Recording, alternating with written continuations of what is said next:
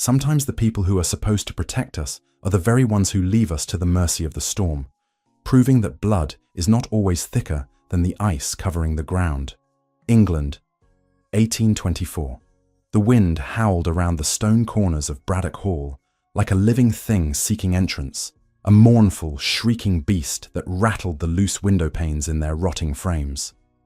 Inside the library, the air was only marginally warmer than the blizzard raging outside. The fireplace, vast enough to roast an ox, held only a pathetic pile of smouldering peat that offered more smoke than heat.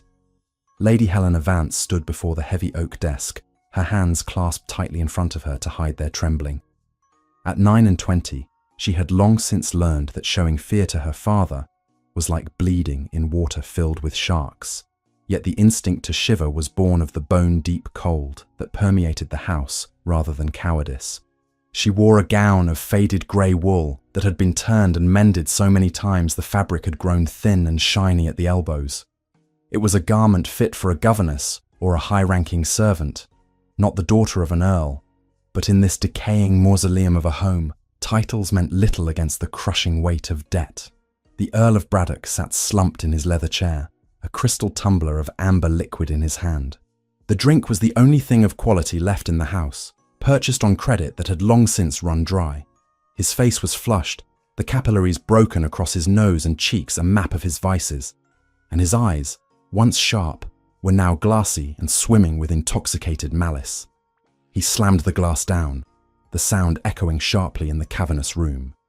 "You will do as you are told, Helena," he slurred, the words thick but heavy with threat. "I have not kept you fed and housed all these years for you to develop a spine now. Baron Rooker has been generous, exceedingly generous. He is willing to overlook your age and your lack of freshness." Helena felt the bile rise in her throat. She kept her chin lifted, her brown eyes dark with a defiance she had nurtured in silence for a decade. "Baron Rooker is a monster, father. His first wife died falling down a flight of stairs that had a railing. His second drowned in a pond no deeper than her waist. He is 60 years old, and he smells of rot and cruelty. I will not marry him. I would rather take service in a scullery." The Earl laughed, a harsh, grating sound that turned into a wet cough. He wiped his mouth with the back of his hand. "Service. You are the daughter of an earl. You have a duty to this name. Do you think I care about your delicate sensibilities? Rooker holds the notes on this house, on the land, on the very chair I sit in. He has offered to burn the debts in exchange for you. It is a transaction, girl, nothing more. I am not a piece of livestock to be bartered to a butcher," Helena said, her voice shaking despite her best efforts. "Sell the paintings. Sell the silver that is left. But do not sell me to a man who will kill me within the year." The Earl's expression darkened, the drunken humor vanishing instantly. He stood up, swaying slightly, his shadow stretching long and distorted against the wall. "The paintings are gone. The silver is paste. You are the only asset left with any value, though God knows why Rooker wants a dried-up spinster like you. Perhaps he likes a challenge. Perhaps he likes to break things that think they are strong." He moved around the desk with surprising speed for a man so inebriated. Helena took a step back, but he lunged, gripping her upper arm with fingers that dug into her flesh like iron talons. The pain was sharp and immediate, but she did not cry out. She had learned silence long ago. "You think you have a choice?" he spat, his breath hot and reeking of spirits in her face. "You think you can dictate terms to me in my own house? You are an ungrateful wretch. After everything I have suffered, after the shame you brought on us 10 years ago with that business with the Sterling boy, you owe me this." The mention of the name struck Helena harder than his hand could have. She went rigid, her face draining of color. "Do not speak of him," she whispered. "You have no right." "I have every right," he roared. He dragged her toward the French doors that led to the stone terrace. The wind battered against the glass, demanding entry. "You will learn obedience, Helena. You will learn that your comfort, your safety, your very existence depends entirely on my goodwill." "Father, please," she gasped, trying to dig her heels into the threadbare rug. It is a blizzard outside. You cannot. Watch me. He fumbled with the latch, the metal cold and stiff, before throwing the doors open. The storm invaded the room instantly, a chaotic swirl of snow and biting ice that stung the skin. The temperature dropped 20 degrees in a heartbeat. With a shove fueled by rage and adrenaline, he pushed her out onto the stone flags. Helena stumbled, the soles of her thin indoor shoes finding no purchase on the slick, icy stone. She fell to her knees, the snow soaking through her skirts instantly. The wind tore at her hair, whipping the honey-colored strands across her face, blinding her. She scrambled to turn back, reaching for the door handles, but the Earl was faster. He slammed the doors shut, the sound of the latch clicking into place echoing like a gunshot through the storm. "Father!" she screamed, pounding on the glass. "Father! Open the door! Please!" Inside, the Earl stared at her, his face distorted by the rippled glass and the condensation beginning to form. He pointed a shaking finger at her. "You stay there until you are ready to be a dutiful daughter. A few hours in the cold will freeze that rebellion out of you. When you are ready to sign the contract with Rooker, you may knock." He turned his back on her. Helena watched in horror as he walked back to his desk, picked up the bottle, and poured another glass. He did not look back. He sat down, drinking deeply. And then, as if the exertion had drained the last of his energy, his head lolled back against the leather. Within minutes, he was slumped forward, passed out cold on the desk. Helena continued to pound on the glass, her fists aching, but the wind stole her voice. "He's asleep," she whispered, the realization crashing over her with more violence than the snow. "He's forgotten." She stood there for what felt like an eternity, shivering violently. She wore no cloak, no shawl, only the thin wool dress. The cold was a physical assault, a million tiny needles piercing her skin. She pressed her body against the glass, trying to leach some warmth from the interior. But the fire inside was dying, and the glass was freezing. She watched her father's chest rise and fall in a drunken stupor. He would not wake, not for hours, and in hours she would be dead. The terrace was enclosed by a low stone balustrade, but the steps leading down to the garden were slick with black ice. Helena knew she had to move. If she stayed here, exposed to the full force of the wind coming off the moors, her heart would stop before midnight. She had to reach the stables. The grooms slept in the loft above the tack room. There was a stove there. She forced her stiff limbs to move, navigating the treacherous steps. The snow was already ankle deep, soaking her stockings and freezing her feet until she could no longer feel her toes. The wind pushed against her, trying to knock her down, a bully of nature joining forces with her father. She kept her head down, shielding her face with her arms, trudging toward the dark outline of the stable block. Every step was a battle. The cold seeped into her bones, making her joints ache with a dull, throbbing pain. She reached the heavy stable doors, her fingers fumbling for the handle. It was locked. Panic, sharp and bright, flared in her chest. Of course. The head groom, a suspicious man who disliked the Earl, locked everything down at dusk to prevent the village lads from stealing tack. She pounded on the wood, screaming for help, but the wind swallowed her cries effortlessly. The walls were thick stone. The men inside, if they were there, would never hear her over the howling gale. She slumped against the rough wood, tears freezing on her cheeks. "Think, Helena," she commanded herself, though her thoughts were becoming sluggish, like syrup pouring in winter. "You cannot stay here." The house was locked. The stables were locked. The only other option was the village. It was 2 miles down the main road, 2 miles in a blizzard without a coat. It was a death sentence, but staying where she was guaranteed death. Moving might offer a slim chance. Perhaps a carriage would pass, perhaps a neighbor. It was madness, but it was the only hope she had. She pushed away from the stable door and began to walk toward the long driveway that led to the main road. The snow was falling harder now, creating a white curtain that obscured the world. The trees lining the drive were like skeletal hands reaching down to snatch at her. She walked, counting her steps to keep her mind focused. 1, 2, 3. The cold was changing now. It no longer felt like pain. It felt like a heavy, suffocating blanket. Her shivering, which had been violent enough to rattle her teeth, began to subside. That was bad. She knew that was bad.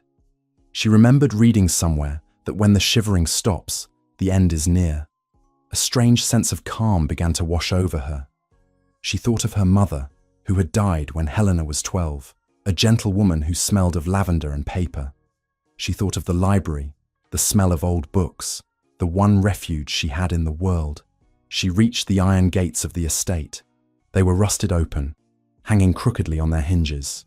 She stumbled through them onto the King's Road. The ruts in the dirt were frozen solid, treacherous ridges hidden beneath the soft powder. She walked, but her feet felt like heavy blocks of wood that did not belong to her.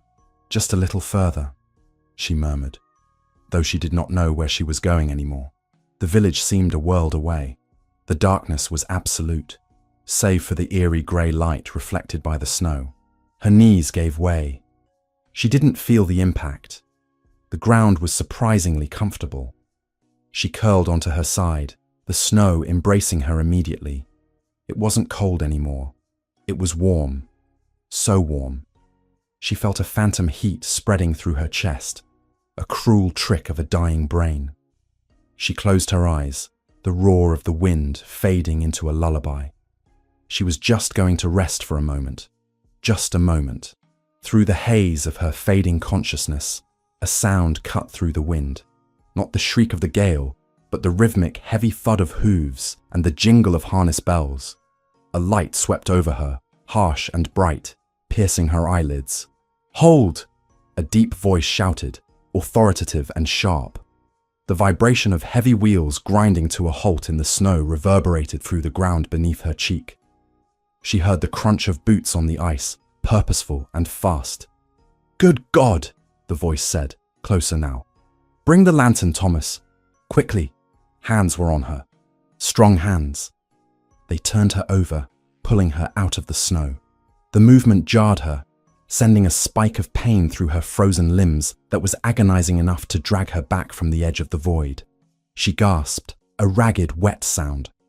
The light of a lantern flooded her vision, blinding her. She squinted, trying to make out the face hovering above her. It was a man. He was wearing a heavy greatcoat with a high collar, his hat pulled low against the storm. But she saw his eyes. Blue, intense, piercing blue, like the heart of a flame. She knew those eyes. She had seen them in her dreams and her nightmares for 10 years.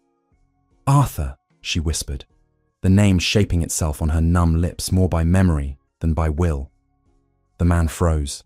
He leaned closer, the lantern light illuminating his features, the sharp jawline, the straight nose, the mouth that was currently set in a grim line.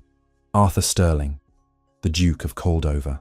He looked older, harder than the boy she had known. The softness of youth had been chiseled away, leaving a man who looked like he was carved from the very ice that surrounded them. He stared at her, recognition dawning slowly, warring with disbelief. He took in her honey-colored hair, now matted with ice, her pale, deathly skin, the thin, grey dress that was clinging to her frame like a shroud. "Helena?" His voice was a mixture of shock and something darker. Anger, perhaps, or disdain. "Lady Helena." She tried to answer, to explain, but her jaw locked. Her head lolled back against his arm. Arthur looked up at the coachman who was holding the horses steady. "It is the Braddock girl," he said, his voice flat. "She is freezing to death. What is she doing out here, Your Grace? Dressed like that?" the coachman asked, horrified. "I do not know," Arthur replied, his gaze returning to her face. He looked at her not with tenderness, but with a grim, efficient assessment. He was looking at a problem to be solved, not a woman he had once loved. "And frankly, Thomas, it does not matter at this moment. We cannot leave a dog out in this, let alone a woman." He slipped his arms under her knees and shoulders, lifting her effortlessly. Helena felt the warmth radiating from his heavy wool coat, the smell of sandalwood and cold air clinging to him. It was a scent that broke her heart all over again. "Open the door," Arthur commanded. He carried her to the carriage, the black lacquer gleaming in the lantern light. He didn't speak to her. He didn't offer words of comfort. He handled her with the detached care one might give to a broken piece of furniture found on the roadside. Valuable enough to save, perhaps, but burdensome. As he placed her onto the velvet squabs of the carriage interior, Helena managed to focus her eyes on him one last time. He was looking at her hands, her red, raw, calloused hands that were resting on the fine upholstery. His jaw tightened, a muscle feathering in his cheek. "Drive on," he ordered the coachman, climbing in after her and slamming the door, sealing them in together against the night. "Make for the hunting lodge. It is closer than the main estate." Helena let the darkness take her then, the rhythmic rocking of the carriage the last thing she felt, wondering if she had been saved or if she had simply traded one form of purgatory for another.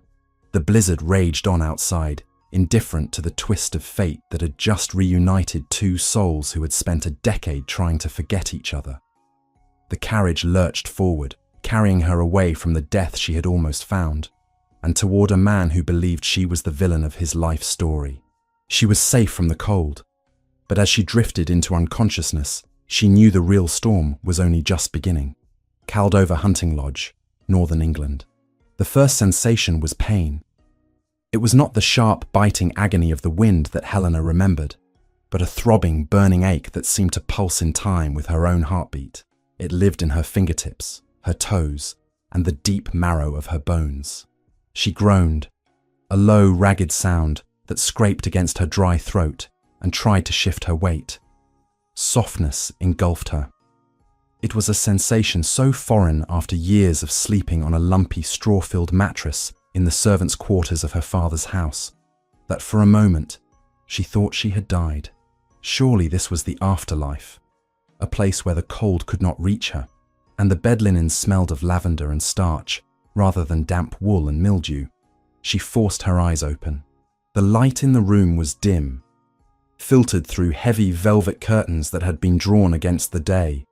A fire crackled in the hearth, not the pitiful smoking pile of peat she was used to, but a roaring blaze of seasoned logs that cast dancing orange shadows across the walls. The room was masculine, appointed in dark mahogany and hunter green. A stag's head mounted above the mantel stared down at her with glass eyes, and shelves lined with leather-bound books covered one wall. She was not dead. She was warm, and that terrified her more than the cold. "You are awake." The voice came from the corner of the room near the window. It was a dry, clinical voice, devoid of warmth. Helena turned her head, wincing as her stiff neck protested the movement. An older man with spectacles perched on the end of a long, aquiline nose was packing instruments into a black leather bag. He looked at her with professional detachment. "I am Dr. Corvus," he stated, snapping the bag shut. "You are fortunate, madam. Another hour in that storm, and you would have lost more than just the sensation in your extremities. As it stands, you have severe chilblains and exhaustion, but your fingers and toes remain attached. Whether they will regain their full utility remains to be seen." Helena stared at him, her mind slowly piecing together the fractured memories, the terrace, the wind, the snow, the carriage. "Where?" She coughed, her voice cracking. "Where am I?" "You are at the hunting lodge of His Grace, the Duke of Caldover," the doctor replied, picking up his hat. "He brought you here 2 days ago. You have been in and out of a fever since then." He moved to the door, his hand pausing on the brass knob. "He is waiting for you to wake. I shall inform him that you are lucid. Do not attempt to leave this bed. Your body has suffered a great shock, and your constitution appears fragile at best." Before she could ask anything else, before she could ask if she was a prisoner, or if her father knew where she was, the doctor slipped out. Helena lay back against the pillows, her heart hammering against her ribs like a trapped bird. Arthur, he had brought her here. The memory of his face in the lantern light, hard and unyielding, came flooding back. He had looked at her with such contempt. The Arthur she had known 10 years ago. The young man who used to read poetry to her by the river and promise her the world, was gone. In his place was the Duke, a man of power, wealth, and icy reserve. She looked down at herself. She was wearing a nightgown of fine white cotton, clearly borrowed, perhaps from a housekeeper or a guest room wardrobe. It was soft against her skin, a luxury she hadn't known in a decade. She raised her hands to her face. They were red and swollen, covered in salve, the nails short and broken. Shame washed over her. These were not the hands of a lady. They were the hands of a scullery maid, roughened by lye soap and scrubbing brushes. The door handle turned. Helena stiffened, pulling the heavy quilt up to her chin as if it could shield her from the judgment about to walk through the door. Arthur Sterling entered. He was still wearing his riding clothes, dark breeches, polished boots that gleamed in the firelight, and a crisp white shirt beneath a dark waistcoat. He had removed his coat, but the informality did nothing to soften his presence. He seemed to fill the room, sucking the air out of it. He did not smile. He did not rush to her side. He walked to the foot of the bed and stood there, gripping the wooden post with one hand, his knuckles white. "The doctor tells me you will live," he said. His tone was flat, conversational, as if discussing the weather or crop yields. "Yes," Helena whispered. "It seems so." "A pity," he said coldly. "It would have been a more merciful end than whatever drove you into a blizzard dressed in rags." Helena flinched. The insult landed precisely where he intended. "I thank you for your charity, Your Grace. I know it was not given willingly. Charity had nothing to do with it." "Duty did," Arthur retorted, moving from the bed to the fireplace. He stood with his back to the flames, his silhouette dark and imposing. "I could hardly leave the daughter of the Earl of Braddock to become a frozen corpse on the King's Road. The questions would have been tiresome, the scandal inconvenient." He crossed his arms over his chest, his blue eyes locking onto hers with laser intensity. "Now explain yourself. What were you doing? My coachman said you were miles from the manor. No cloak, no carriage. Walking blindly into a storm that was killing livestock in the fields. Were you mad or just stupid?" Helena looked down at the quilt, tracing the stitching with a bandaged finger. She could not tell him the truth. She could not say, "My father tried to sell me to a man who beats women, and when I refused, he threw me out like garbage." If she told him that, Arthur might pity her, and she could survive his hatred. She had survived it for 10 years, but she could not survive his pity. Pity would destroy the last fragments of pride she had held onto while scrubbing floors and darning socks. Furthermore, if Arthur knew the truth, his sense of duty might compel him to intervene legally, and that would bring her father's wrath down upon him. Her father was a vindictive, petty man who knew secrets. She had sacrificed her happiness 10 years ago to protect Arthur's family name. She would not drag him into her sordid reality now. "I went for a walk," she lied, her voice hollow. Arthur let out a short, incredulous laugh. "A walk? In a blizzard?" It was not snowing when I left," she stammered, the lie tasting like ash in her mouth. "I needed air. The house was stifling. I walked further than I intended, and the storm came upon me so quickly. I lost my way." Arthur stared at her, his expression unreadable. He pushed off the mantle and walked slowly toward the side of the bed. He moved like a predator, circling wounded prey.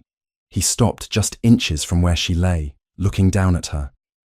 "You are a terrible liar, Helena. You always were." He reached out, and for a terrifying second, she thought he was going to strike her. Instead, he took her left hand, the one resting on top of the coverlet. His grip was firm, almost painful, but his skin was warm. He lifted her hand, exposing the red, raw skin, the calluses on her palm, the small burn mark on her wrist from the oven grate. "Do noble women acquire calluses like these from embroidery?" he asked softly, his voice dangerous. "Do they get burns from pouring tea? Look at you. You are thin as a rail. Your hair is dull. That dress you were wearing was fit for a beggar." He dropped her hand as if it burned him. "You look like a woman who has spent the last 10 years scrubbing floors, not living in the lap of luxury you were so desperate to secure." Helena snatched her hand back, hiding it under the blankets. Tears pricked her eyes, hot and humiliating. "Times have been difficult. My father's investments did not yield what was promised." "Is that what you call it?" Arthur sneered. "I call it justice. You broke my heart, Helena. You stood in my library, looked me in the eye, and told me I was too boring, too safe, too poor for your ambitions. You wanted a golden life. You wanted excitement. It seems you found poverty instead. He leaned in closer, his voice dropping to a whisper that vibrated in her bones. Did you spend it all? Did you spend the dote you took with you? Or did your father gamble it away while you watched? The accusation hung in the air, heavy and poisonous. He still believed she had left him for money. He believed the lie she had told him that day to make him let her go. I cannot marry you, Arthur. You are a second son. I need wealth. I need a title higher than yours. The irony was that he had become a duke 2 years later when his brother died, and she had become a servant in her own home. But she couldn't tell him that. It does not matter, she said, turning her face away from him. The past is done. I am grateful for your rescue, Arthur, your grace. But I cannot stay here. My father will be looking for me. Your father, Arthur said with disgust, is likely too drunk to know you are missing. And even if he is looking, he will not find you here. The roads are blocked. The snow is 5 feet deep in the drifts. No one is coming in, and no one is going out. Panic flared in Helena's chest. Trapped. She was trapped here with him, in this intimacy, with the ghost of who they used to be haunting every corner. And if the roads were blocked, it meant her father couldn't reach her. But it also meant she couldn't escape before the inevitable confrontation. I must go, she said, panic rising in her voice. You do not understand. I cannot be here. You are going nowhere, Arthur commanded. The doctor said you are weak. If you step outside that door, you will collapse before you reach the stables. I don't care, Helena cried out, the desperation breaking through her composure. She threw the covers back. The cold air of the room hit her legs through the thin nightgown. She swung her legs over the side of the bed. I will walk back if I have to. I will crawl. She put her feet on the floor. Her legs, wasted from days of fever and years of malnutrition, buckled instantly. The floor rushed up to meet her. She squeezed her eyes shut, bracing for the impact, but it never came. Strong arms caught her. Arthur had moved with a speed that belied his relaxed posture. He caught her against his chest, one arm around her waist, the other gripping her arm to steady her. The contact was electric. For a moment, time suspended. She was pressed against the crisp linen of his shirt, and she could feel the heat of his body, the solid, unyielding strength of him.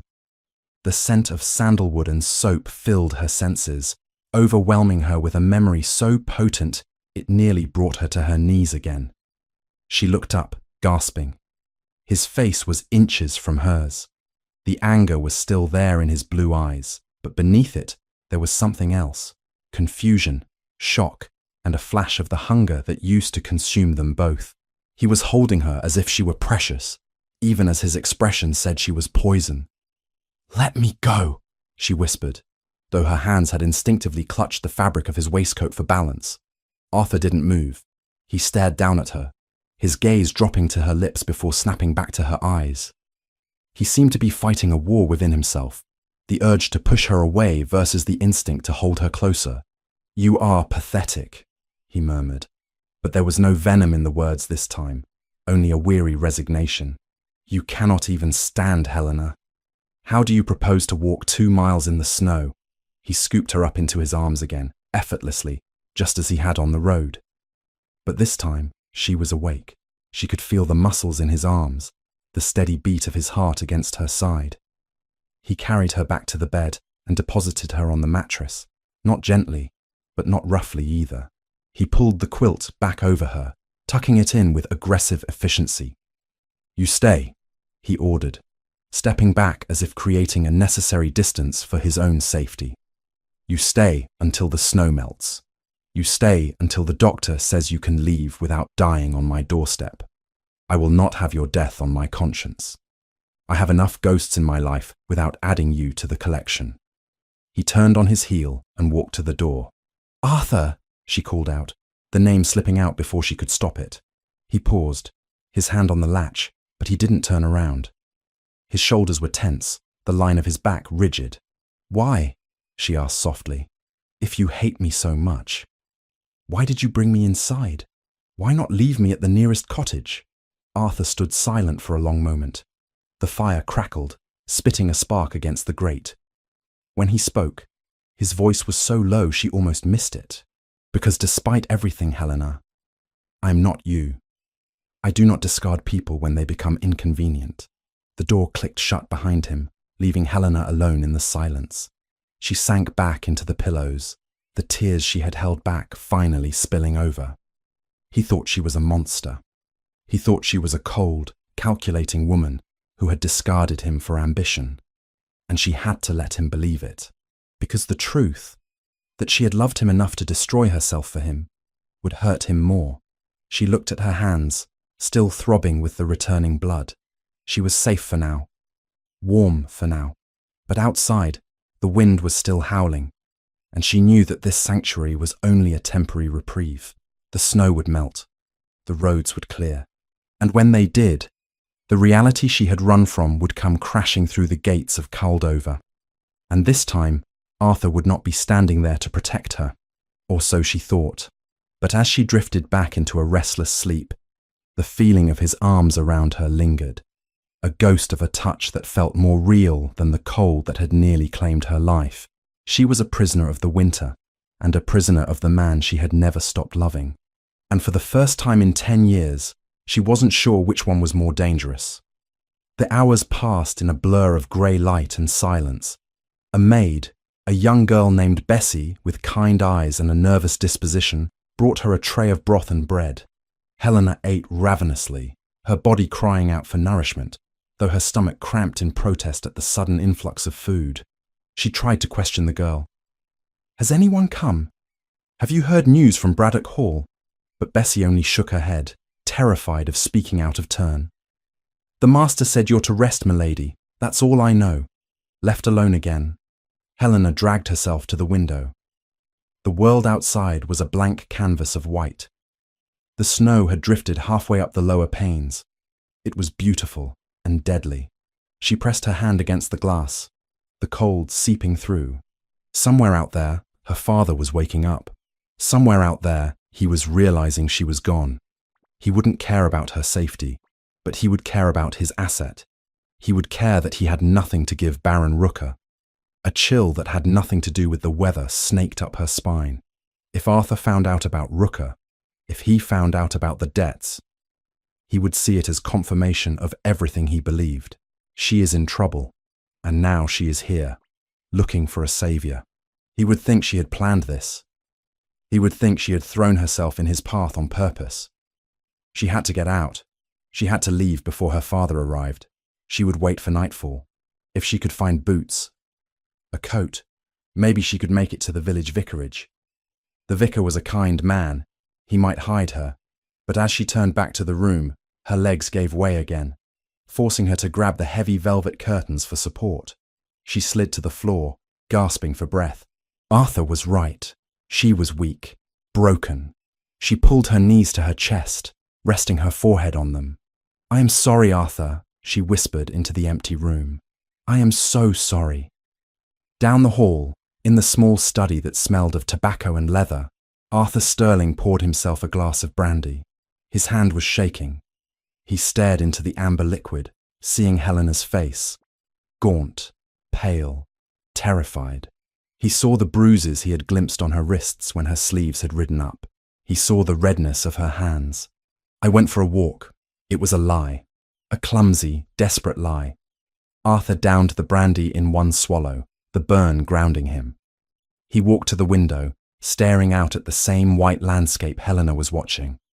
He had spent 10 years building a fortress around his heart, brick by brick, mortared with anger and cynicism. He had convinced himself that she was a villain, a caricature of greed. But the woman in the guest room didn't look like a villain. She looked like a victim. And that possibility terrified him more than anything else. Because if she was a victim, then his anger was misplaced. And if his anger was misplaced, then he had spent a decade hating the only woman who had ever made him feel alive. He gripped the window frame, the wood groaning under the pressure. "Who did this to you, Helena?" he asked the silence. "And why are you protecting them?" The blizzard raged on, burying the secrets of the past under fresh layers of snow, but inside the lodge, the ice was beginning to crack, and Arthur feared that when it finally broke, the flood would drown them both. Caldover Hunting Lodge, the following week, the snow did not stop. It fell with a relentless, suffocating persistence, piling against the stone walls of the lodge until the windows on the ground floor were half buried in drifts of blinding white. For 7 days, the world outside ceased to exist. There was no London, no Braddock Hall, no debts, and no duties. There was only the lodge, a grand but stifling box of velvet and mahogany, trapping 2 people and their ghosts inside. Helena recovered her strength with a speed born of necessity. The fever broke on the 3rd night, leaving her weak but clear-headed. By the 4th day, the idleness began to gnaw at her sanity. She was accustomed to a life of ceaseless labour, mending linens until her eyes watered, polishing silver until her fingers cramped, managing a household budget that shrank with every bottle of spirits her father consumed. To sit in a guest room, staring at the fire while a maid brought her meals on a silver tray, felt less like a luxury and more like a sin. She felt the weight of every crumb she ate, calculating the cost, feeling the invisible ledger of debt to Arthur Sterling growing heavier with each passing hour. She could not remain a passive invalid. If she was to be a prisoner of the weather, she would at least be a useful one. On the 5th afternoon, while the house lay quiet in the heavy lull that follows the midday meal, Helena ventured out of her room. She moved silently through the corridors, her borrowed slippers making no sound on the runner carpets. She avoided the main drawing room, where she could smell the faint, acrid smoke of Arthur's cheroots, and found herself instead pushing open the heavy double doors of the library. She had expected a sanctuary. What she found was a tragedy. The library at the hunting lodge was a vast, high-ceilinged room lined with shelves that reached the rafters, but it had clearly been neglected for years. Books were piled haphazardly on tables, gathering dust. Maps were unrolled and left to curl at the edges. The categorization was non-existent. Philosophy was jammed next to botany, and priceless first editions were leaning precariously against cheap penny dreadfuls. It was a chaotic reflection of a mind that had stopped caring about order. Helena felt a twitch in her fingers. This was something she could fix. This was something she understood. She began without thinking. She found a step stool and a clean rag left by a negligent housemaid. She started with the section nearest the fireplace, pulling down dusty volumes of history, wiping them clean, and sorting them by era and author. The physical work was grounding. The smell of old paper and leather was a balm to her frayed nerves. For hours, she lost herself in the rhythm of the task: pull, wipe, assess, place. She forgot the blizzard. She forgot her father. She almost forgot the Duke. "I was under the impression that you were bedridden." The voice sliced through the silence like a blade. Helena gasped, nearly dropping a heavy volume of Tacitus. She spun around on the step stool, clutching the book to her chest like a shield. Arthur stood in the doorway. He leaned against the frame with deceptive indolence, his arms crossed over his chest. He was wearing a dark blue morning coat that emphasized the breadth of his shoulders, his cravat tied with severe precision. His blue eyes were narrowed, tracking her every movement with a mixture of irritation and suspicion. "Your Grace," Helena breathed, her heart hammering against her ribs. I did not hear you approach." Arthur pushed off the doorframe and walked into the room. His steps were slow, deliberate. "Evidently. You seem quite industrious for a woman who was at death's door less than a week ago." He stopped at the table she had been using as a staging area, picking up a stack of books she had already organized. "What are you doing, Helena? Looking for valuables to slip into your pockets?" The insult was sharp, aimed to wound, but this time Helena did not flinch. The familiarity of the books had given her a semblance of her old confidence. "I am earning my keep," she replied, her voice steady. "Since I cannot pay you for the food I eat or the wood I burn, I thought I might offer the only service I am capable of. Your library is a disgrace, Arthur. It is a crime against literature to keep a first edition of Milton wedged under a pile of agricultural journals." Arthur's eyebrows shot up. He looked from the book in his hand to her face, surprised by the spark of defiance. A disgrace. You are a guest, albeit an uninvited one. You are not a librarian. I am not a guest, she corrected him, stepping down from the stool. She placed the volume of Tacitus on the table with a decisive thud. Guests are welcome.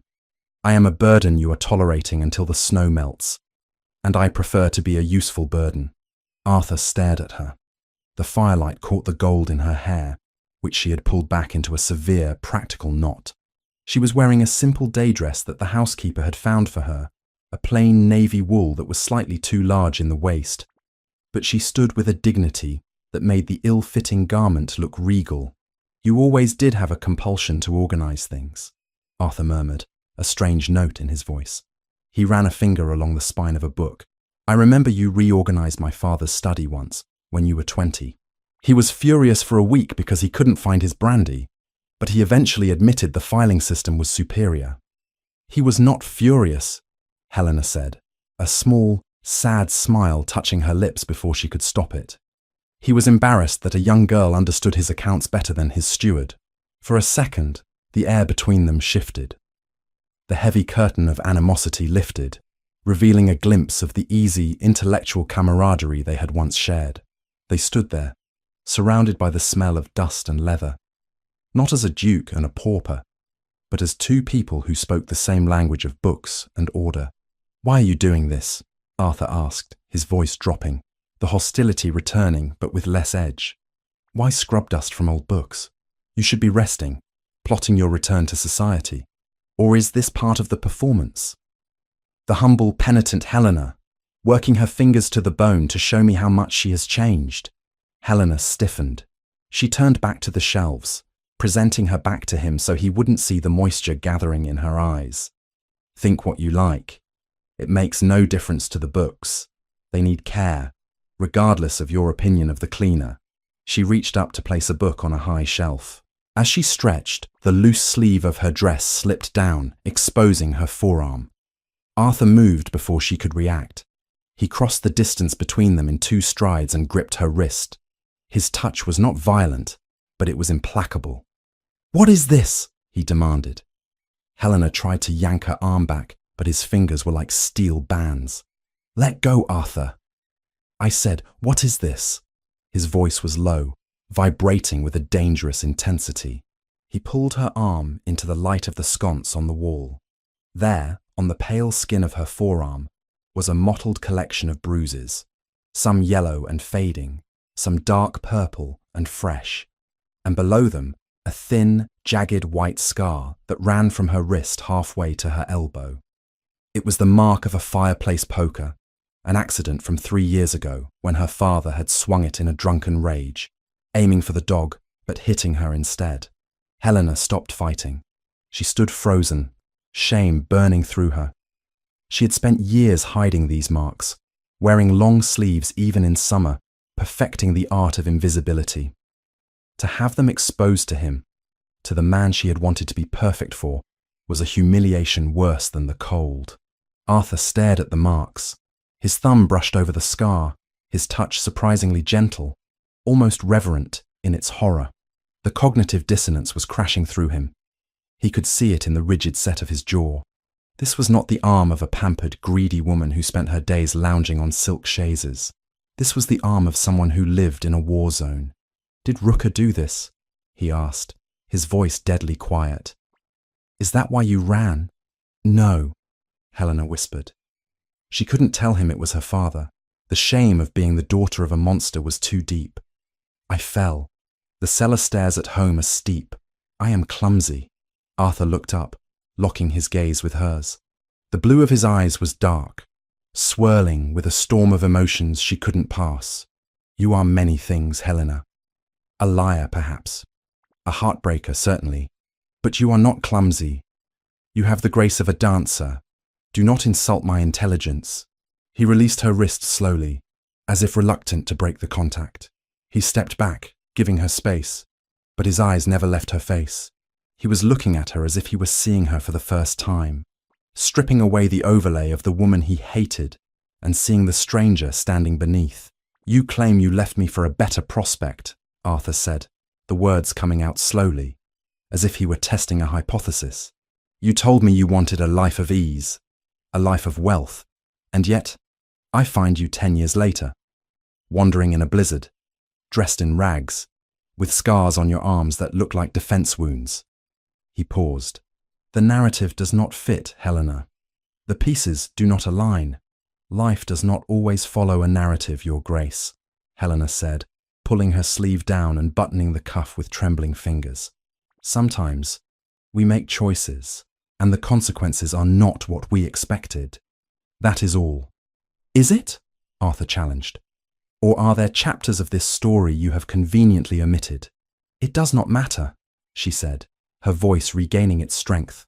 She picked up the rag again, needing something to do with her hands. I will be gone as soon as the road's clear. You need not worry about my narrative or my scars. They are not your concern. Everything in this house is my concern, Arthur retorted, including the people under my roof. He did not leave. Instead, he walked to the other side of the room, to a large armchair by the fire. He picked up a book from the side table, a volume of political philosophy she had dusted earlier, and sat down. He opened it, but he didn't read. He watched her. Continue, he said, gesturing vaguely at the shelves. If you are determined to work, then work, but do not think I am finished asking questions. For the next 2 hours, a strange, tense truce settled over the library. Helena worked, moving up and down the ladder, organizing the shelves. Arthur sat by the fire, ostensibly reading, but every time she turned, she felt his gaze on her. It was heavy, probing, and relentlessly intense. They spoke little, but the silence was different now. It wasn't the cold vacuum of indifference. It was charged with electricity. Occasionally, Arthur would ask a question, not about her past, but about the books. Where did you put the Dante? Top shelf, third from the left, next to Boccaccio where it belongs. And the treatise on agricultural reform?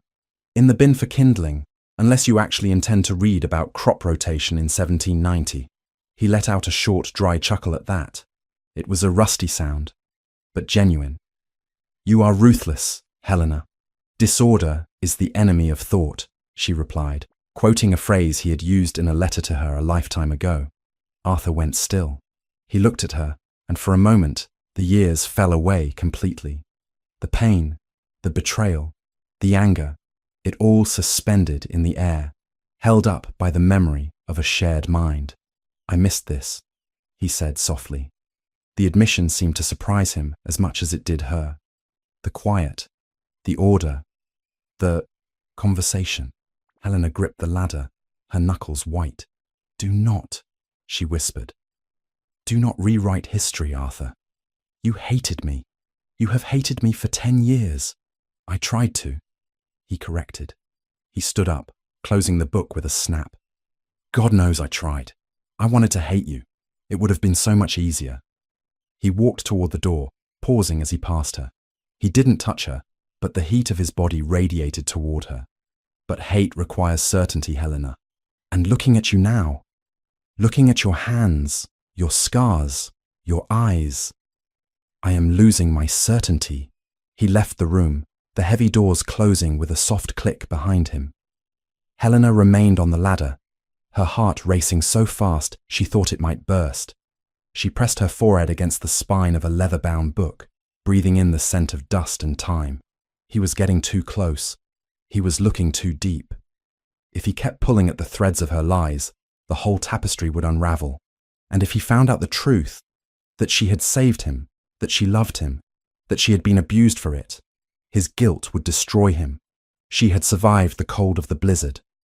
She wasn't sure she could survive the heat of his forgiveness.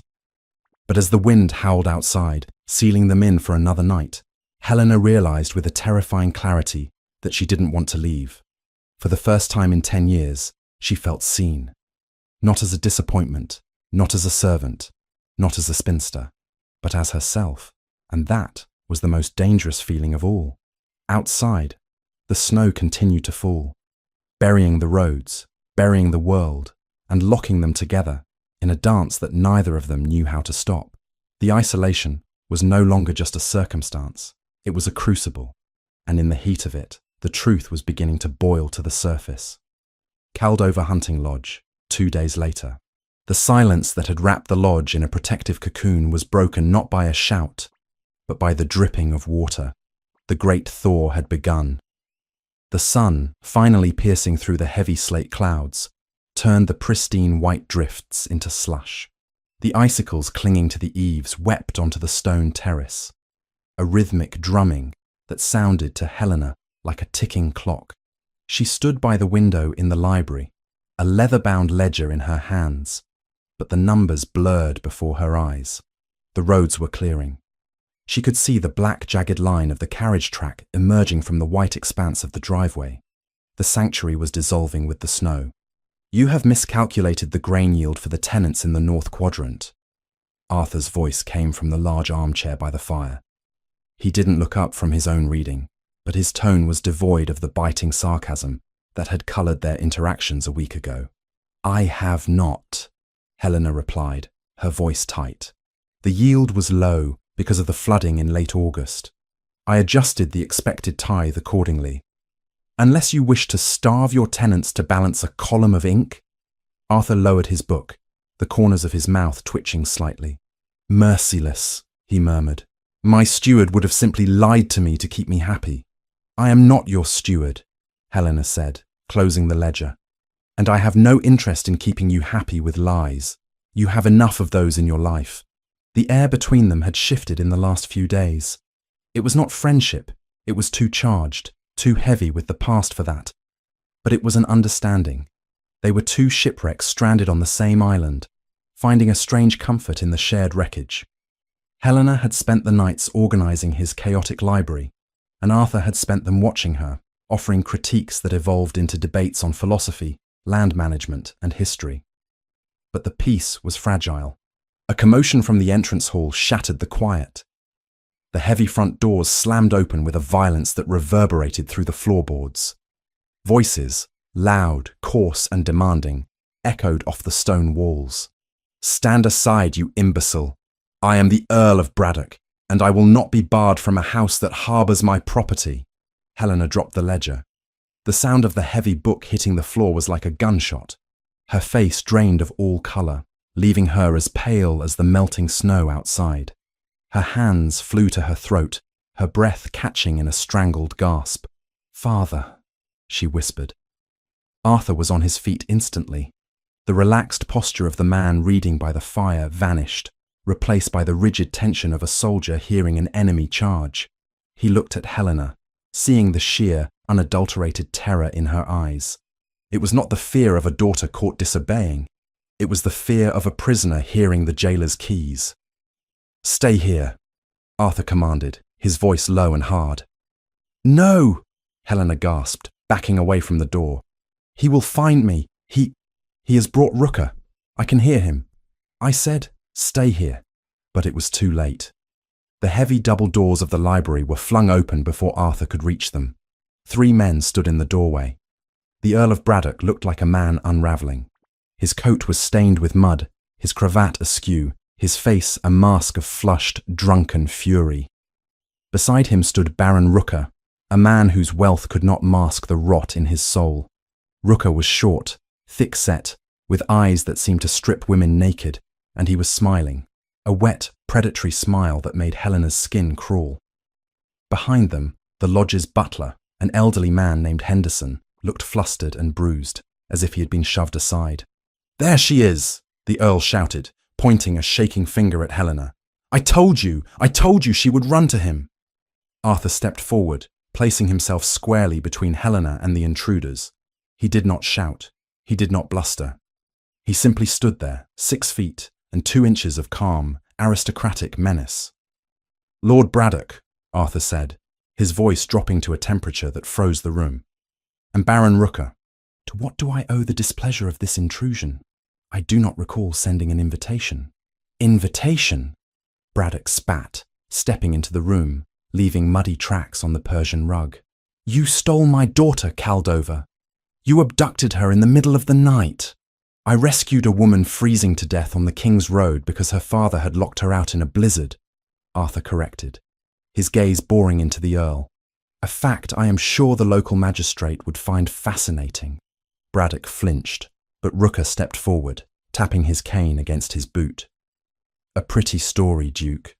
But we know the truth. The girl has a history of flightiness. She ran to you, didn't she? Trying to rekindle an old flame to escape her duty.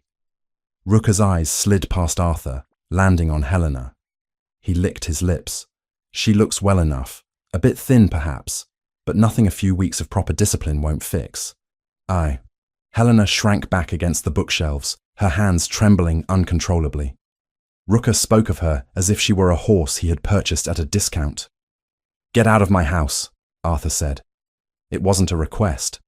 Not without her, Braddock snapped, desperation leaking into his voice. She is my daughter.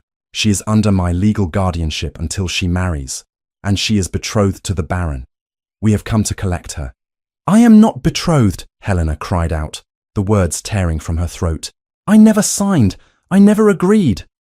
Your agreement is not required, girl, Braddock roared, lunging past Arthur.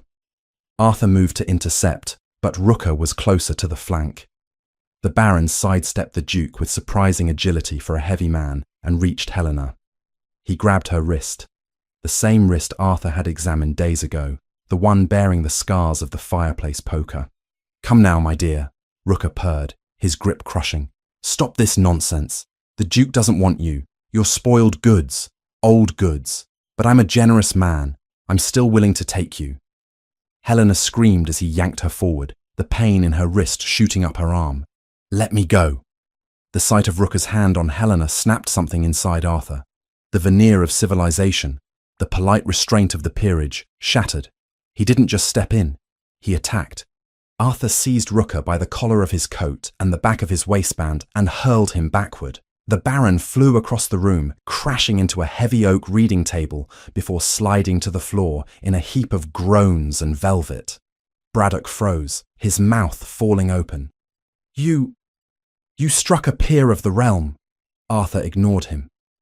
He turned to Helena, who was clutching her wrist to her chest, sobbing silently. He placed a hand on her shoulder, not to restrain her, but to ground her. Are you hurt? She couldn't speak. She could only nod, her eyes wide with shock. Arthur turned back to the two men. Rooker was scrambling to his feet, his face purple with rage. You will pay for that, Sterling, Rooker snarled. I will have you before the House of Lords. I will sue you for alienation of affection. That woman is mine by contract. She is not yours, Arthur said, his voice echoing off the vaulted ceiling. She is under the employment and protection of the Duchy of Coldover. The room went silent. Even Helena looked up, confused.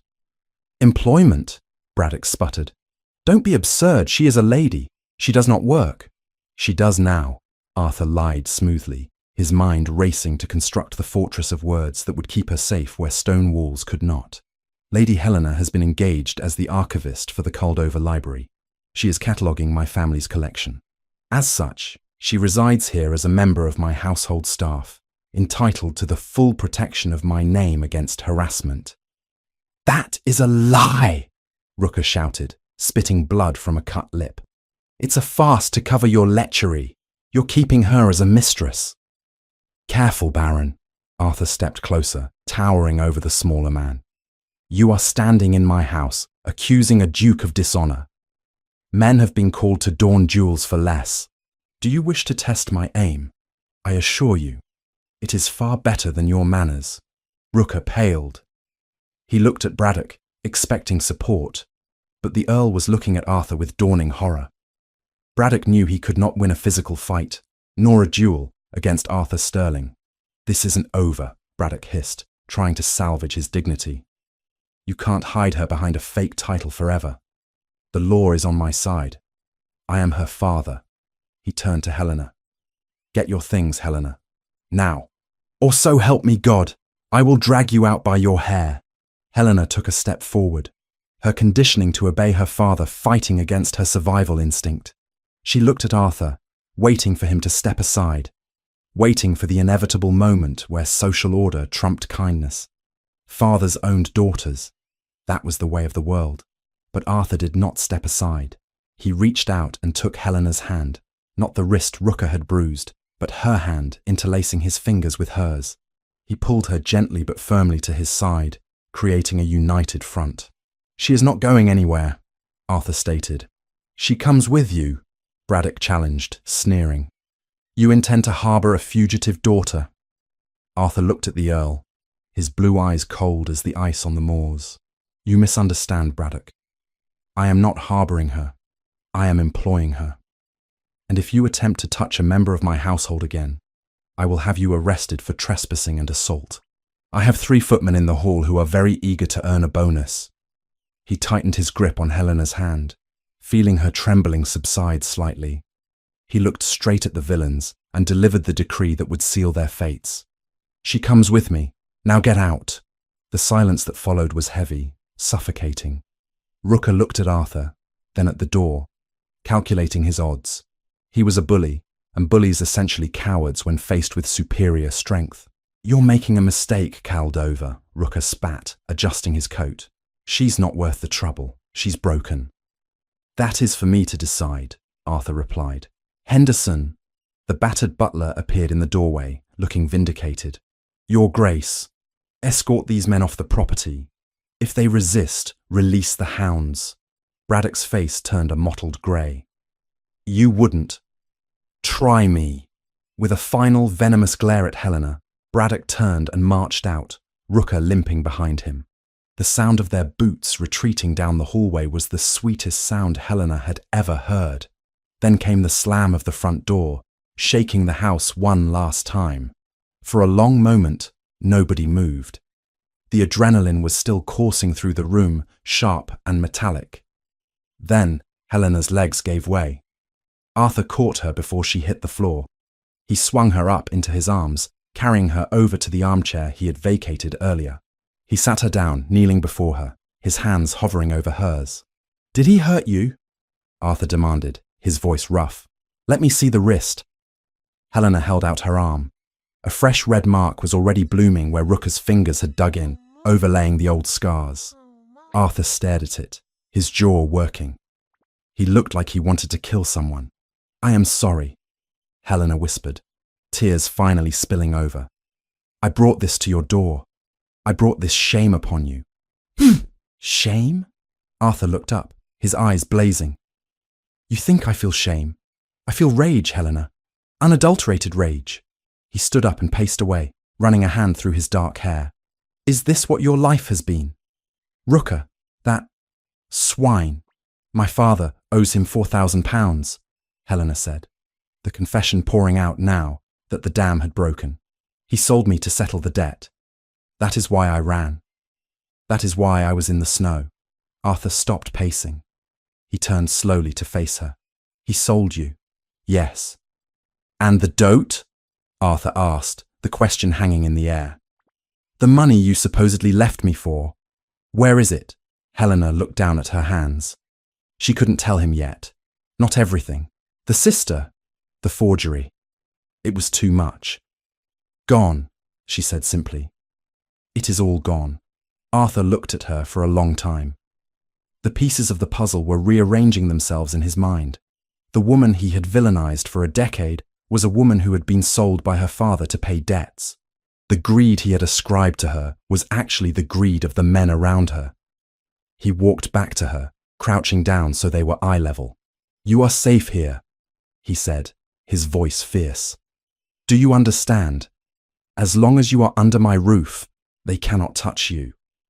"They will come back, Arthur," she warned him, her voice trembling. "Rooker is right. The law is with them.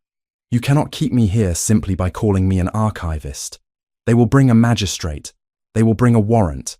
Let them come," Arthur said, a dark, dangerous determination settling over his features. "I have resources they can only dream of. I have been fighting bored politicians and corrupt lords in the House of Peers for 10 years. Do you think I cannot handle a drunkard and a lecher?" "But why?" Helena asked, searching his face. "Why risk a scandal for me? You made it clear you despise me." Arthur reached out, his thumb brushing away a tear on her cheek. The touch was electric, shocking them both. "I am finding it increasingly difficult to remember why," he murmured. He pulled his hand back, standing up abruptly as if the intimacy terrified him more than the violence had. "Henderson!" he called out. The butler entered, looking ruffled but triumphant. "Your Grace." "Send a rider to the village. I need a message sent to London immediately, to Mr. Silas Vane, my solicitor. Tell him to come at once, and tell the grooms to prepare the fastest horse." "Yes, Your Grace." Arthur turned back to Helena. "You were right. Physical force is a temporary solution. If they want to use the law, we will use the law. But we will do it my way." "What are you going to do?" Helena asked. "I am going to destroy them," Arthur said calmly. "But first, we need proof. Real proof. Not just of your father's debts, but of everything." He looked at her, his gaze intense. "There is more, isn't there? More than just this debt. There is a reason you let me believe you were a monster for 10 years. Helena looked away, her heart pounding. She was safe from her father, but she was no longer safe from Arthur's scrutiny. "Rest, Helena," Arthur said, his voice softening. "You are the archivist of Caldover now, and the first thing you must learn is that the Duke protects his own." He walked to the window, watching the empty driveway where the carriage had disappeared. The snow was melting, but the real storm was just approaching. He could feel it. But this time, he wasn't standing in it alone, and for the first time in 10 years, the ice around his heart was beginning to thaw, replaced by a fire that demanded justice. "She comes with me," he whispered to the glass, testing the weight of the words. They felt like a vow. And Arthur Sterling was a man who never broke a vow. Caldover Hunting Lodge, late winter, 1824. The departure of Mr. Benedict, Arthur's solicitor, was a clandestine affair carried out under the cover of a pre-dawn greyness.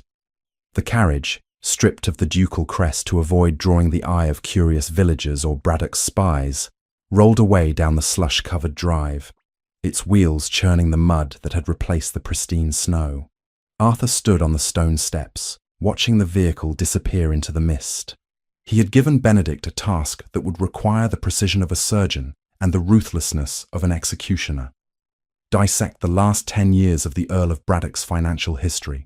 He needed to know every creditor, every marker, every shadow that hung over Braddock Hall.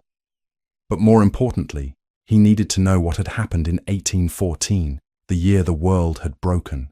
"He will find it, you know." Helena's voice came from the doorway behind him. She was wrapped in a heavy wool shawl, hugging her arms against the morning chill. "If there is dirt to be found, my father has left a mountain of it." Arthur turned, the cold air biting at his cheeks. "I am not looking for dirt, Helena. I am looking for the cornerstone. The one brick that, if pulled, brings the whole rotting structure down on top of them." He walked back up the steps, stopping beside her. The proximity was dizzying. A week ago, he would have recoiled from her. Now, the magnetic pull he had spent a decade denying was back, stronger than before, fueled by the confusing mixture of his lingering anger and a new, terrifying protectiveness. "It will take him 2 weeks, perhaps 3, to return from London with certified copies of the bank records," Arthur said, ushering her inside and closing the heavy oak door against the damp. "Until then, we wait. We exist in the eye of the storm." And so began the strangest fortnight of Arthur Sterling's life. The lodge, usually a place of solitary retreat for him, transformed into a world unto itself. The thaw continued outside, the landscape turning from white to a stark, bruised brown of exposed earth and wet heather. But inside, a fragile domesticity took root. It was a domesticity built on a lie, that she was his employee, but it felt dangerously like a truth they were both afraid to voice. Helena took her role as archivist with a seriousness that bordered on religious devotion. She spent her days in the library, her hands now healing, the redness fading to a healthy pale peach, moving deftly among the stacks. She created catalogues, mended bindings, and argued with him over the placement of the philosophical texts. "Hobbes does not belong next to Rousseau," she insisted one evening, standing atop the library ladder, a smudge of dust on her cheek. It is a philosophical argument waiting to happen. They should be separated by at least 2 shelves of poetry.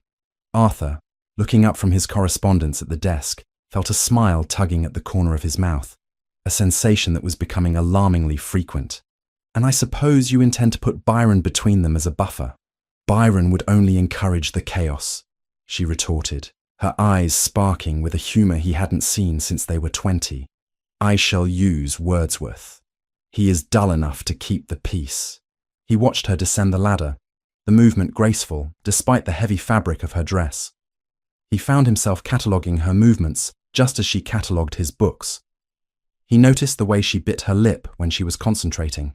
He noticed how she would pause by the window, staring out at the road with a haunted look that vanished the moment she realized he was watching. She was a woman living with a sword suspended over her head, yet she laughed about book placement. The cognitive dissonance kept him awake at night. The Helena of his memories, the cold, mercenary girl who had shattered him, could not be reconciled with this woman who mended her own stockings by the fire and treated his servants with a gentle courtesy that shamed his own brusque manners. Every day that passed without the return of the solicitor was a day of reprieve, but also a day of mounting tension. The air in the lodge grew thick with unspoken words. They circled each other, drawn together by gravity, but held apart by the ghosts of the past. By the 10th day, the confinement had become stifling. The sun broke through the clouds with a brilliance that promised the coming spring. The roads, though muddy, were passable for horses. You are pacing, Helena observed from her seat by the fire. You have worn a track in the rug that will cost you 50 guineas to replace. Arthur stopped abruptly. He felt like a caged tiger. I need air, real air, not the stale draught of this house. He looked at her. Do you still ride? Or is that another skill you have discarded? Helena's face lit up, a genuine, unguarded expression of longing. I haven't been on a horse in 5 years. My father sold the stables to pay a gambling debt in 19. Then it is time you remembered, Arthur said, the decision made. Go and change. Wear the warmest cloak you can find. I will have the grooms saddle the mares. They are gentle enough for someone out of practice. I was never out of practice, she challenged, rising immediately. I could outride you in 1814, Arthur Sterling, and I suspect I can outride you now. Half an hour later, they were trotting out of the stable yard. Helena was mounted on a chestnut mare named Bess, while Arthur rode his massive black stallion, Obsidian. The air was crisp and cold, filling their lungs with the scent of wet earth and pine needles.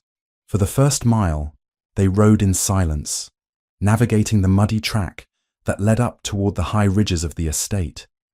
Helena rode with an instinctive grace, her body remembering the rhythm of the gait instantly. Her cheeks flushed pink with the cold and the exertion, and her eyes shone. For the first time since he had found her in the snow, she looked young. The lines of worry around her mouth smoothed out. The shadows of fear lifted. They reached the crest of the ridge, where the trees gave way to a sweeping view of the valley below.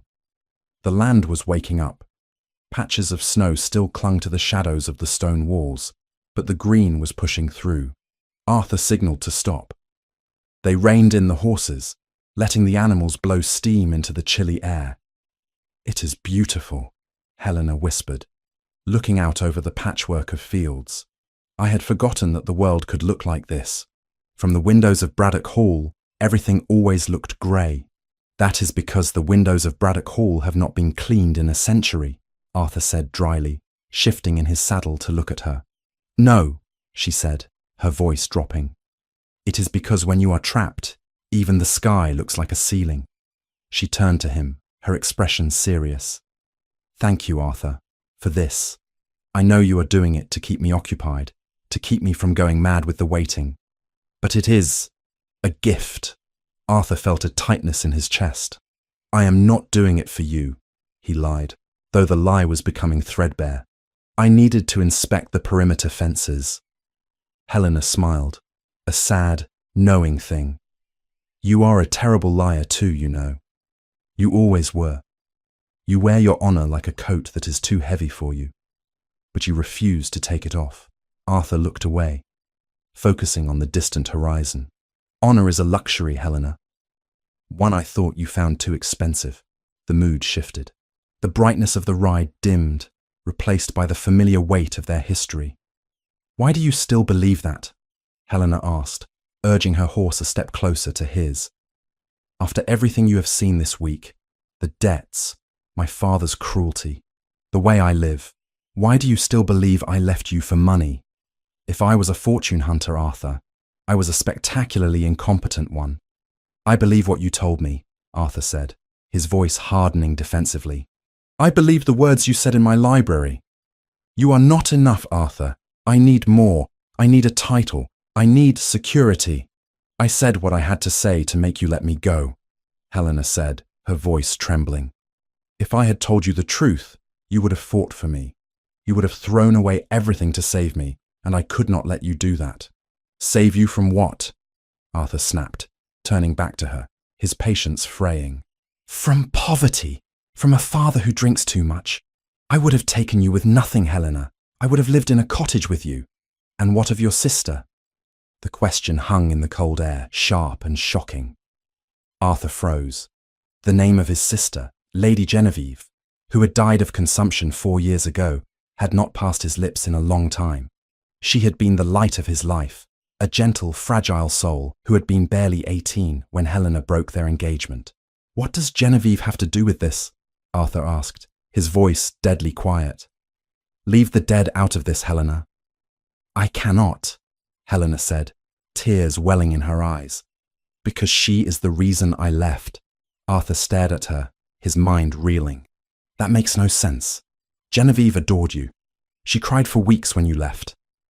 My father, Helena began, the words tumbling out now, unstoppable. He found out. He found something. A letter. A foolish, innocent letter Genevieve had written to the stablemaster's son. It was nothing, a girl's infatuation. But the language, it could have been twisted. It could have been made to look like an affair. Arthur felt the blood drain from his face. He remembered that stable boy. He had been dismissed quietly. He had never known why. My father threatened to publish it. Helena continued, her voice breaking. He threatened to take it to the scandal sheets. He said he would ruin her. He said she would never marry, that she would be a pariah, that your family name would be dragged through the mud. The Sterling name would be a laughingstock. Arthur gripped the reins so tight his leather gloves creaked. He blackmailed you. He gave me a choice, she corrected, wiping a tear from her cheek with a gloved hand. He said if I broke the engagement, if I returned my dote to him so he could pay his gambling debts, he would burn the letter. He said if I married you, he would release it on your wedding day. She looked at him, her eyes pleading for him to understand.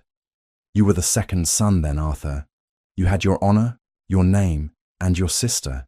That was all you had. If I had stayed, he would have destroyed the only things that mattered to you. I couldn't let him destroy Genevieve. She was so good. She didn't deserve that. Arthur sat motionless on his horse. The wind whipped around them, rustling the dry heather, but he couldn't hear it. All he could hear was the sound of his own world rearranging itself. For 10 years, he had told himself a story of a cruel woman who wanted gold more than love.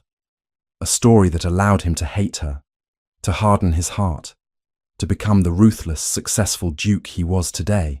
But it was a lie. She hadn't left him for ambition. She had left him to save his sister. She had sacrificed her happiness, her future, and her reputation to protect his family. She had walked into a life of misery with that monster of a father so that Genevieve could live in peace. And he had hated her for it. Genevieve, Arthur whispered. She married Lord Holloway. She had 3 happy years before the sickness took her. She died beloved and respected.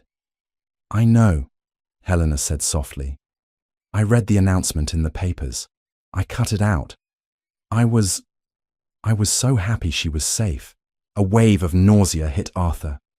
He remembered the day Helena had left him. He remembered screaming at her, calling her heartless. He remembered the way she had stood there, pale as a ghost, taking every insult, never defending herself. Because to defend herself would have been to reveal the threat. She had taken the blame. She had let him hate her to ensure the threat died. "You let me hate you," he said, his voice cracking. It wasn't a question. "It was the only way," she said. "If you knew the truth, you would have challenged my father. You would have caused the very scandal I was trying to prevent. You had to hate me, Arthur. It was the only way you would let me go without burning the world down." Arthur dismounted. He didn't think about it. He just slid from the saddle, his boots hitting the muddy earth with a heavy thud. He walked over to her horse. Helena looked down at him, frightened by his silence. "Arthur!" He reached up, grabbing her waist. "Get down!" She hesitated, then swung her leg over the saddle, sliding down into his arms. Her feet touched the ground, but he didn't let go. He held her there, his hands gripping her waist, staring down into her face with a look of agony. "You foolish, noble, idiot woman," he groaned. "I did what I had to do," she whispered. "You destroyed yourself," he said, his voice rough with emotion. "You spent 10 years in hell. For what? For a name. For a letter. For you," she said, her brown eyes locking onto his blue ones. "For your family. I loved you enough to leave you, Arthur. Can you not understand that? The wall he had built, the fortress of ice and cynicism, didn't just crack, it vaporized.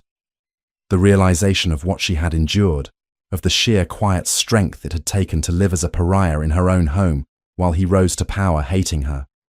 It brought him to his knees, metaphorically and literally. He pulled her against him, burying his face in the crook of her neck. He breathed her in, the scent of cold air, horse and lavender. She was real. She was here. And she was the most honorable person he had ever known. "Forgive me," he murmured against her skin, his voice muffled. "God, Helena, forgive me. I have been blind. I have been so arrogant."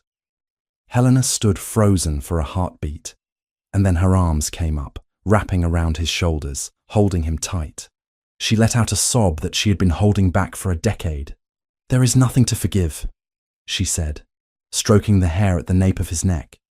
"You didn't know. I should have known," he said, pulling back to look at her, cupping her face in his gloved hands. "I should have known you better. I should have known you couldn't be that cruel. I let my pride blind me."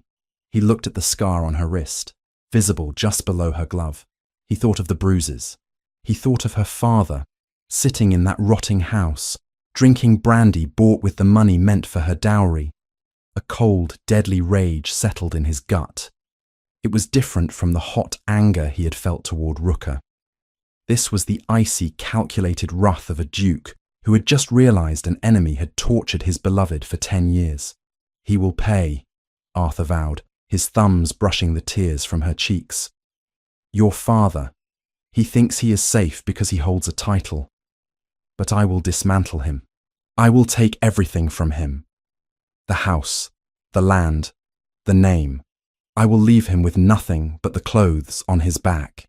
"Arthur," Helena warned gently. "He is still my father. He ceased to be your father the moment he traded you for a gambling debt," Arthur said firmly. "And he ceased to have any protection from me the moment I learned he used my sister to hurt you." He leaned his forehead against hers, closing his eyes. "I thought I saved you from the snow, Helena. But you saved me first. You saved my family's honor. Now, let me return the favor." He kissed her then. It wasn't a tentative kiss, nor was it a ravishment. It was a desperate, claiming thing, a seal on a promise.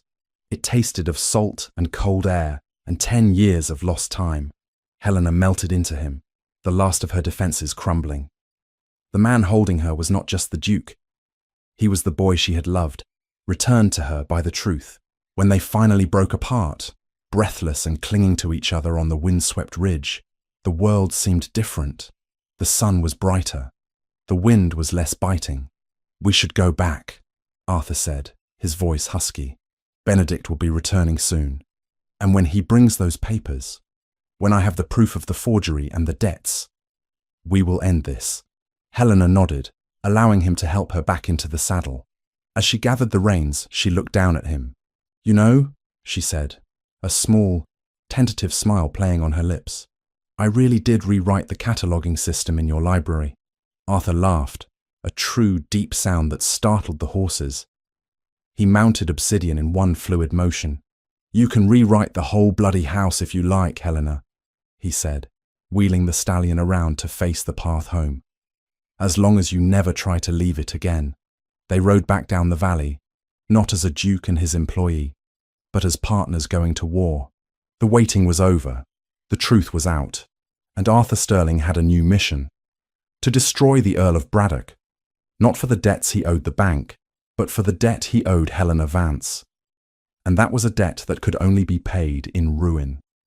Coldover Hunting Lodge, early March 1824. The waiting was a physical weight, heavy and suffocating, pressing down on the inhabitants of the hunting lodge, even as the spring thaw turned the world outside into a dripping, muddy mess. 3 days had passed since Arthur and Helena had stood on the ridge, their secrets laid bare to the wind. But the final piece of the puzzle, the weapon Arthur needed to sever the Earl of Braddock's hold forever, was still travelling somewhere on the road from London. Arthur Sterling was not a man accustomed to passivity.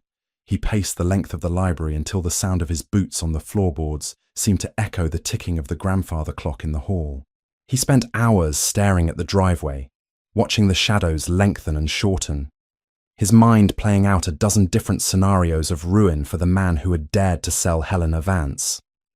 Helena, conversely, seemed to have found a strange, quiet centre within the storm. Since the day on the ridge, the tension that had defined her posture for a decade had eased. She no longer flinched when he entered a room. She sat by the fire in the evenings, her hands busy with mending or sorting papers, and when their eyes met, there was no longer fear or shame, but a shared, silent acknowledgement of the truth. They were no longer enemies. They were conspirators. It was late on the fourth evening when the sound finally came. Not the wind, not the rain, but the heavy, rhythmic crunch of carriage wheels on wet gravel. Arthur froze in the act of pouring a glass of wine.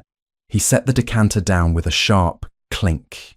Across the room, Helena lowered the book she had been reading, her face paling slightly in the firelight.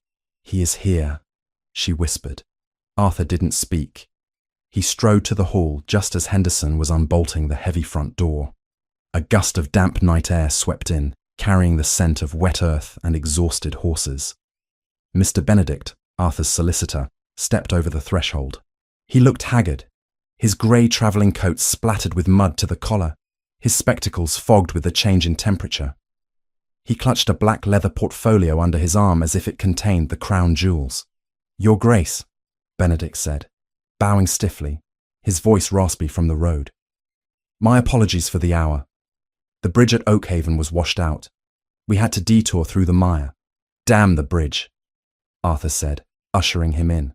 "Do you have it?" Benedict patted the leather case. "I believe, Your Grace, that I have enough here to hang a man, metaphorically speaking, of course, though given the severity of the statutes regarding forgery, perhaps literally as well." Arthur felt a savage satisfaction curl in his gut. The library, now. "Henderson, bring food and brandy for Mr. Benedict. He has earned it."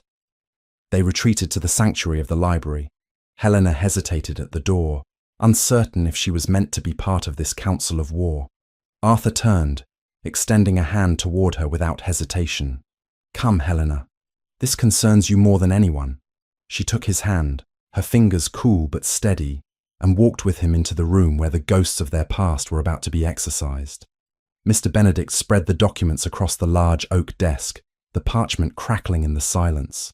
There were bank ledgers, copies of promissory notes, and sworn affidavits from clerks who had been bribed or intimidated 10 years prior. "It was a tangled web, Your Grace," Benedict began, wiping his spectacles with a handkerchief. "The Earl of Braddock was clever, I will give him that. He did not merely borrow money, he invented it." He pushed a piece of paper toward Arthur. It was a promissory note, dated August 1814, for the sum of £10,000, a fortune that could buy a small estate. "Look at the signature," Benedict instructed.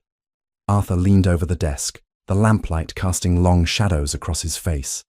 He stared at the bottom of the document, There, in a flowing, confident hand, was the signature. William Sterling, Duke of Caldova. It was his father's signature, or at least it was a masterful imitation of it. "My father died in June of 1814, Arthur said, his voice deadly quiet. "This note is dated August." "Precisely," Benedict nodded. "The bank in the city accepted it because the late Duke's death had not yet been fully processed through their rural branches, and the Earl of Braddock vouched for it personally. He claimed it was a private loan agreed upon before your father's passing. He took the money, Your Grace. £10,000 borrowed in the name of a dead man." Arthur felt a wave of nausea. His father had been a man of unimpeachable honour. To have his name used to fund Braddock's gambling addiction was a desecration. "But the bank would have called the loan eventually," Arthur said, looking up. "When the estate was settled, they would have come to me for payment. I never saw this note. I never paid it." "No," Benedict said softly. He turned his gaze to Helena, who was standing by the fireplace, her back rigid. "You did not pay it, Your Grace, because it was paid in full 3 months later, in October 1814. Arthur turned to look at Helena. She was staring into the flames, her profile etched in sorrow. "My dote," she whispered. "My mother's inheritance.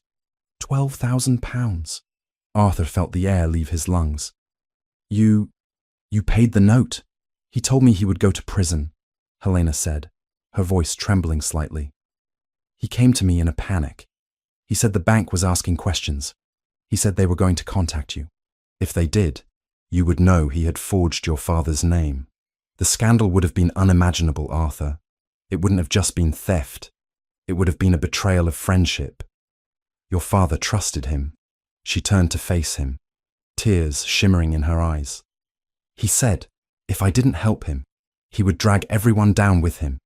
He would release Genevieve's letter. He would claim your father had been part of a scheme. He was desperate and vicious. So I made a deal." "You gave him your entire inheritance," Arthur said, the horror of it sinking in. "Every penny you had in the world, to cover his crime, to protect my father's name. I went to the bank myself," Helena admitted. "I pretended to be acting on his behalf. I paid the note and burned the original. This," she gestured to the paper on the desk, "this must be the bank's copy." "It is," Benedict confirmed. "And it proves everything. It proves the forgery. And the ledgers prove the repayment came from Miss Vance's personal trust." Arthur looked down at the paper again. He saw the date. October 1814. The same week Helena had broken their engagement. The same week she had stood in this very room, in the main estate, and told him she couldn't marry a second son. She hadn't just sacrificed her love, she had bankrupted herself. She had walked away from him with nothing, literally nothing, to ensure that his family name remained unstained, and his sister's reputation remained intact. She had gone from being an heiress to a pauper in a single afternoon, all to save him from a truth that would have hurt him. The weight of it brought Arthur to his knees. He didn't make a conscious decision to move. His legs simply ceased to support him under the crushing burden of his own guilt. He sank down onto the Persian rug, the document slipping from his fingers to the floor. "Your Grace?" Benedict asked, alarmed, starting to rise. "Leave us," Arthur commanded, his voice a rough croak. "Benedict, get out." The solicitor, sensing the seismic shift in the room, gathered his remaining papers quickly and retreated, closing the heavy doors with a soft click. Arthur remained on his knees. He couldn't look at her. He stared at the floorboards, his breath coming in ragged gasps. For 10 years, he had called her a mercenary. For 10 years, he had thought she loved money more than him. And all the while, she had been living in poverty because she had given all her money to save his father's legacy. "Arthur." Helena's voice was soft, coming closer. There was the rustle of silk, and then she was kneeling in front of him, her hands reaching out to hover near his shoulders. "Please, stand up." "I cannot," he choked out. "I cannot stand in front of you. I am not worthy to stand in the same room as you." He looked up then, his eyes burning with unshed tears, his face twisted in agony. "You paid it. You paid for my father's honor. You paid for my sister's future. You paid with your life, Helena. And I spat on you for it. You didn't know, she said gently, her hands finally cupping his face. Arthur, look at me. You didn't know. I should have seen it, he roared, the self-hatred exploding out of him. I knew you. I knew your soul. How could I let a lie erase everything I knew about you? I let you rot in that house with that monster for 10 years. I let you freeze in the snow. I looked at your hands, your scarred, working hands. And I mocked you. He grabbed her hands, pressing his face into her palms, kissing the calluses, the rough skin, the evidence of her sacrifice. Forgive me, God, Helena. Tell me how to earn your forgiveness. I will spend the rest of my life crawling if I have to. I will burn the world down to make this right. Helena watched him, her heart breaking and healing all at once. She had feared his anger, but she had not anticipated this total devastating humility from a man the world considered untouchable. I forgave you the day I left, she whispered, stroking his dark hair. I did it because I loved you, Arthur. Love doesn't keep a ledger of debts. I saved you because I couldn't bear to see you destroyed, and I would do it again. Even knowing how much it would hurt, I would do it again. Arthur pulled back, looking into her eyes with a fierce, terrifying intensity. You will never have to do it again. I swear to you, Helena, by the graves of my ancestors, you will never suffer again. You will never be cold. You will never be hungry. And you will never ever be alone. He shifted, rising to one knee, but keeping hold of her hands. The dynamic had shifted irrevocably. He was the Duke of Caldover, one of the most powerful men in England, but in this moment, he was entirely hers. Benedict has the proof, Arthur said, his voice regaining its steel, though his eyes remained wet. We have the forgery. We have the blackmail. We have the financial trail. What will you do? Helena asked, a flicker of fear returning. He is still an earl. The scandal. There will be no scandal for us, Arthur promised. Only for him. I will not bring this to a public court if I can avoid it for your sake. But I will bring it to him. I will lay it out before him. And I will give him a choice. What choice? Arthur's expression hardened into something carved from granite. He can face the crown for forgery, a hanging offence, and see his name destroyed in every paper in London. Or he can sign over everything. The title, the lands, the house, and his guardianship of you. He cannot sign over a title, Helena reminded him. It is entailed. He can abdicate his management of the estate to a trustee due to ill health, Arthur corrected, and he can leave England, forever. I will give him passage to the continent and a stipend just large enough to keep him in cheap gin until he drinks himself to death. But he will never set foot on English soil again, and he will never speak your name again. Helena let out a breath she felt she had been holding since 1814. To be free, truly free. To know that her father could no longer hurt her, or sell her, or loom over her life like a dark cloud. And Rooker? She asked. Rooker is a coward, Arthur sneered. Once Braddock falls, Rooker will scatter like a rat. I hold his debts now too. I bought them days ago. If he comes near you, I will foreclose on his estate before he can blink. He stood up then, pulling her up with him. He wrapped his arms around her, pulling her flush against his body. The heat of him soaked into her, chasing away the phantom chill of the blizzard. We have the weapon, Helena, Arthur murmured into her hair. Now we just need them to walk into the trap. They will come, Helena said, resting her head on his chest, listening to the steady, strong beat of his heart. Rooker is impatient. And my father is desperate. They will come back with the magistrate. They think they have the law. Let them bring the magistrate, Arthur said grimly. In fact, I hope they do. It is always better to have a witness when you execute a monster. He pulled back slightly to look at her face. But tonight we do not talk of monsters. We have lost 10 years, Helena. I do not wish to lose another hour. He didn't kiss her then, not with passion, but with a gentle reverence, pressing his lips to her forehead. Go to sleep. Rest. You will need your strength. When they come, I want you standing beside me. Not behind me. Beside me. I want him to see that he didn't break you. I want him to see that you are the Duchess of Caldover in everything but name. And the name? Helena asked, a daring hope rising in her chest. Arthur smiled, and for the first time, the smile reached his eyes, chasing away the shadows. The name is the easy part. I intend to rectify that particular error as soon as the ink is dry on your father's exile papers. He walked her to the door of the library, his hand resting possessively on the small of her back. The storm outside had passed, and the storm inside had broken. What remained was a calm, cold determination. As Helena climbed the stairs to her room, she looked back. Arthur was standing in the doorway of the library, the black portfolio in his hand. He looked like a sentinel. He looked like a king preparing for battle. For 10 years, she had been the one protecting him, moving in the shadows, taking the blows so he wouldn't have to. But now, the roles were reversed. The Lion of Caldover had woken up, and he had found his mate wounded. The roar, when it came, would shake the very foundations of the earth. Helena entered her room and went to the window. The moon was out, illuminating the muddy road leading to the village. She placed her hand on the cold glass. Come, father, she whispered into the night. Come and see what you have made.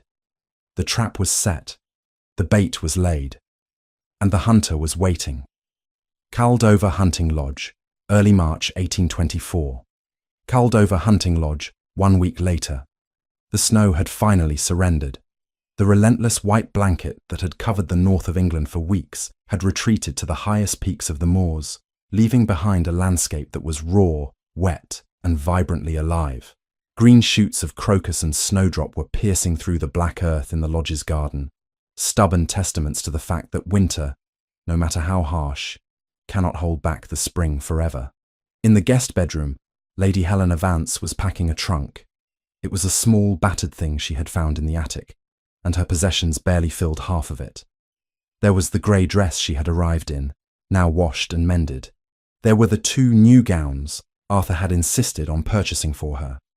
And there was a single book, a volume of poetry Arthur had given her yesterday, inscribed simply with the date. She folded the charcoal wool dress with precise, trembling hands. She was free. Her father was currently in Dover, escorted by Arthur's most formidable footman, awaiting the packet boat to Calais. Baron Rooker had liquidated his assets and fled to a cousin's estate in Cornwall to avoid debtor's prison. The legal chains that had bound her for a decade had been shattered by the stroke of a pen and the weight of a duke's fortune. She was free, and she was utterly terrified, because freedom, she was discovering, came with a crushing silence. The crisis was over. The adrenaline had faded, and now the reality of her position settled in. She was a single woman of 29, with no dowry, having spent it all, no family home, having signed it over to trustees, and no reputation to speak of. She could not stay here. Every day she remained at the lodge was a day she encroached on Arthur's charity. He had saved her life. He had spent a fortune to buy her liberty. To ask him to keep her, to linger like a stray cat he had fed, felt like an insult to the dignity she had fought so hard to reclaim. He acted out of honor, out of guilt for misjudging her. She would not let his guilt trap him into a marriage he didn't truly want. She snapped the latch of the trunk shut. It sounded like a gavel ending a trial. I will go to the vicarage first, she whispered to herself, rehearsing the plan. Vicar Thomas needs a governess for his youngest. It is honest work. I am good at honest work. She picked up the trunk. It was heavy, but she had carried heavier burdens. She walked to the door, took a deep breath, and stepped out into the hallway. The house was quiet. Arthur had been in his study all morning, reviewing the final correspondence from London. She hoped to slip out to the stables, ask a groom for a cart to the village, and be gone before he emerged. A letter of gratitude was already sitting on his desk. It was cowardly, perhaps, but she didn't think she could survive a goodbye. If he looked at her with those intense blue eyes, and offered her pity, she would shatter. She made it as far as the vestibule. Going somewhere. The voice was low, calm, and came from the shadow of the archway leading to the drawing room. Helena froze. She turned slowly. Arthur was leaning against the doorframe, his arms crossed over his chest. He wasn't wearing his coat, just a white shirt with the sleeves rolled up to his elbows and a dark waistcoat. He looked rugged, tired, and dangerously handsome. "Arthur," she breathed, tightening her grip on the trunk handle. I did not want to disturb you. You were working." "I was," he agreed, pushing off the doorframe and walking toward her. His steps were slow, deliberate, like a predator who knows the prey has nowhere to run. "I was reading a letter, a very foolish letter left on my desk by a woman who seems determined to drive me to madness." Helena flushed. "It was not foolish. It was necessary. I cannot stay here, Arthur. It isn't proper." "Proper?" Arthur stopped a few feet from her, raising an eyebrow. "We have lived alone in this house for weeks. We have hunted together. We have destroyed an earl together. I think we passed the point of proper when I carried you out of a snowbank in your night rail. That was an emergency," Helena argued, lifting her chin. "The emergency is over. You have done more for me than any man has ever done. You gave me my life back. But I cannot live on your benevolence forever. I need to find employment. I need to make my own way." "Employment," Arthur repeated, the word tasting like vinegar in his mouth. He looked at the battered trunk in her hand. "And where, pray tell, does the daughter of the Earl of Braddock intend to find employment? Scrubbing floors, teaching French to merchants' daughters." "If I must," she said fiercely, "there is no shame in labour. I have learned that well enough. Put the trunk down, Helena. No, I am leaving. I will not be a burden." "I said, put the trunk down." The command roared out of him, echoing off the stone walls.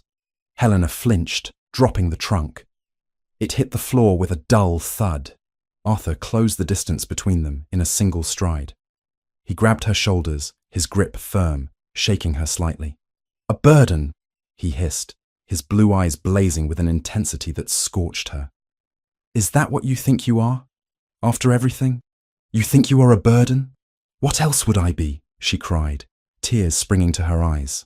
"You spent £28,000 on me, Arthur. You saved me out of guilt, out of duty, because you felt bad that you hated me for 10 years. I won't be a wife you took because you felt you owed her a debt." Arthur stared at her, his expression shifting from anger to stunned disbelief.